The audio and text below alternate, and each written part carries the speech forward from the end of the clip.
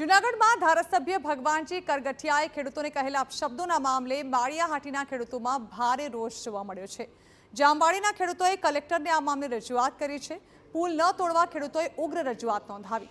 30 ખેડૂતોએ કલેક્ટરને આવેદનપત્ર પાઠવ્યું અને સ્વખર્ચે બનાવેલ પુલને લઈને ખેડૂત તેમજ ધારાસભ્ય વચ્ચે વિવાદ જે થયો હતો તે બાબતે પણ વાત કરી। પુલિયો યથાવત રાખવાની ખેડૂતોએ માંગ કરી છે, તો ધારાસભ્ય સાથે અધિકારીઓ પણ પુલ તોડવા પહોંચ્યા હતાનો દાવો કરાયો છે। પુલ તોડવા દબાણ કરતું હોવાનો ખેડૂતોએ આક્ષેપ કર્યો છે। ખેડૂતોએ ધારાસભ્ય પર અપશબ્દો બોલ્યાનો પણ આક્ષેપ કર્યો છે।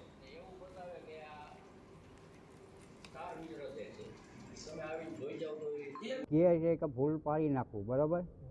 સરપંચને બે વાહે પડી ગયા મારી ફૂલ પાડવાટું, અને એ ખેડૂત અહીંથી 25-30 ખેડૂત હાલે છે બરાબર, અને રસ્તો છે એ લોકોનો, અને ઘરને પૈસે ફૂલ બનાવ્યો છે બરાબર। અમે ફૂલ ઓછામાં ઓછો 5 થી 6 લાખનું ફૂલ બનાવ્યું, અને આ ભગવાનજીભાઈ કરગઠિયાને પાડી નાખવું એ વાજબી કહેવાય?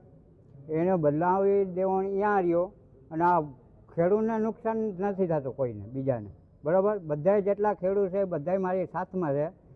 29 ખેડૂતોને જવાનો એ પુલ છે, પોતાની માલિકીનો પુલ છે, છતાં પણ ધારાસભ્યને આ તોડી નાખવો છે।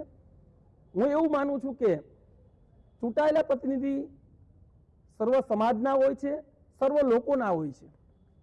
ક્યારે રાજા અને પ્રજા વચ્ચે ભેદ ના હોય, પરંતુ ભગવાનજીભાઈ આ પુલ તોડાવીને શું મળી જવાનું છે એ મને સમજાતું નથી।